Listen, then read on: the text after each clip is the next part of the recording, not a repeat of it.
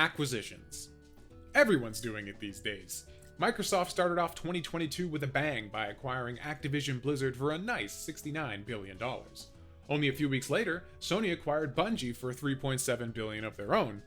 More boring, but arguably just as financially impactful, Take-Two, the parent company of Rockstar, acquired Zynga, the owners of Farmville, to the tune of $12.7 billion. That's almost 4 Bungies.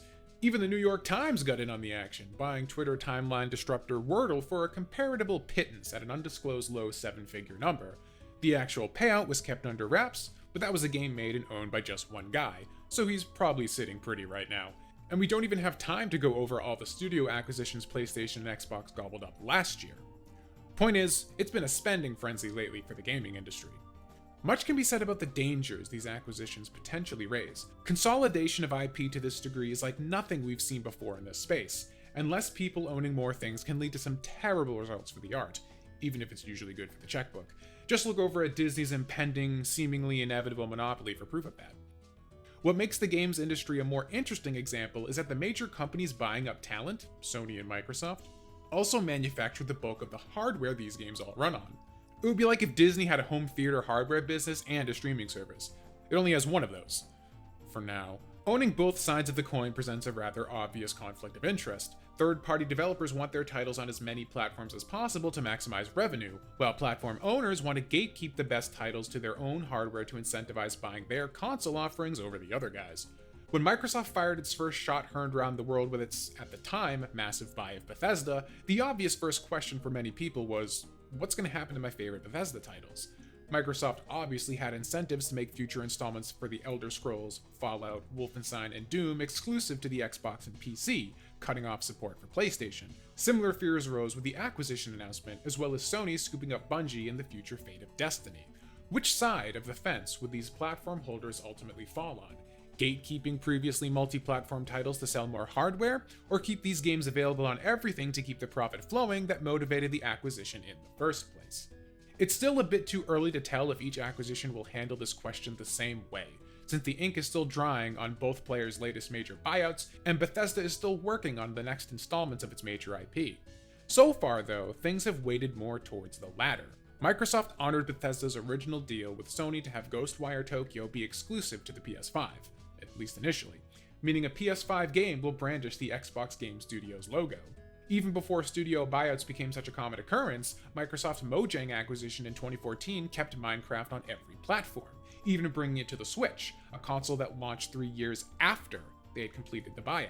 This really shouldn't be a surprise though. Xbox is much more interested currently in building its overall brand ecosystem, with things like Game Pass and xCloud being its primary focus, allowing its titles to be on as many screens and devices they can get away with. Conversely, Sony's strategy for the last few years has been basically the same as it's always been. Build as many fantastic first-party experiences as possible to get as many PlayStations off the shelves as possible. Traditionally, these have been single-player immersive experiences like God of War, The Last of Us, Spider-Man, Demon's Souls, etc. Sony buying Bungie, a studio knee-deep in Destiny, a multiplayer live service game, seems like an obvious play at trying to bolster their offerings in the arena after their first-party attempts with Killzone and Resistance both kind of fizzled out last gen. Multiplayer live service games with an endless in-game economy are the backbone of the industry these days, as much as it pains me to admit, and that's an area Sony has essentially abandoned to third parties, most notably Activision with Call of Duty, which now belongs to Microsoft. Cutting some timed exclusive deals with Activision last gen was enough to coax the COD faithful to move from their 360 to a PS4. Somehow, I have a feeling they won't be repeating that strategy with the PlayStation 5. Starting up a new IP to combat the titans of the industry is a costly experience, and Sony already struck out twice with the aforementioned first-party shooters. Neither series was bad, it just never did numbers like COD or Battlefield, and if you aren't doing COD or Battlefield numbers, these corporate executives consider it a failure. Moving into the next generation, Sony saw it fit to just buy an already successful franchise from a battle-tested developer and inherit their player base and the cash they're spending. And that's really the crux of the issue here.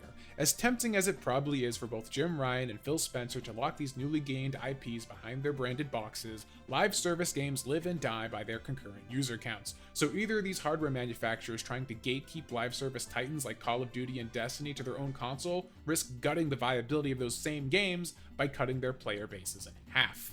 With the industry moving further and further away from the traditional single purchase model in favor of continual spending via microtransactions, battle passes, and cosmetics, one has to wonder if the future of gaming will even be all that concerned with console sales at all anymore. More players means more money for a game's ecosystem. Is building a brand going to be as profitable as just shotgunning your IP onto everything with a GPU, passing go, and collecting your microtransaction dollars? I'm sure there are a lot of bean counters crunching the numbers at both Sony and Microsoft HQ as we speak, trying to answer that question. Of course, the conversation shifts when we consider the future of primarily single-player games. With no in-game economy to push, usually, or active player base to upkeep, single-player experiences become the perfect hardware bait. Microsoft has been coy about the future of Bethesda single-player franchises like The Elder Scrolls and Fallout, but reading between the lines make it sound like their future is probably going to be only on Xbox and PC. Despite the first game being on PS4, Hellblade 2, by Ninja Theory, another studio Xbox just bought, so far is only announced for Xbox and PC as well. Similarly, Starfield isn't getting a PS5 release, and the future of newly minted Microsoft titles that had primarily a strong single-player experience with multiplayer as a secondary offering that never really did numbers, like id Software's Doom and Wolfenstein games, are still completely up in the air. Similarly, Sony has been porting some of its single-player experiences to PC, but that's only after years of exclusivity on their own hardware, well after the hype has died down, looking to PC gamers to double dip on their efforts.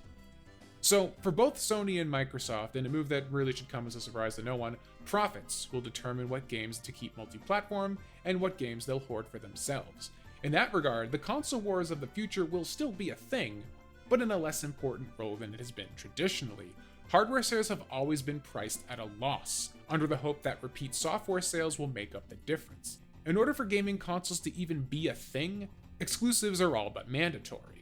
But the gaming industry isn't the same as it was back in the late 90s or early 2000s. Recurring revenue is the largest source of profit in gaming today, and if these companies have to go to the other guy's box to pilfer a few extra dollars from their customer base as well, they'll be more than happy to oblige. Exclusives are just one way to make money in modern gaming. Another way of doing it is through subscription services, and nobody's doing it better than Microsoft right now with Game Pass. If you want to know more about Game Pass, and why it might not be as great as we're all giving it credit for, check out this video on the dark side of Game Pass and why I'm worried about what it might mean for the future of Microsoft's now growing library of exclusives.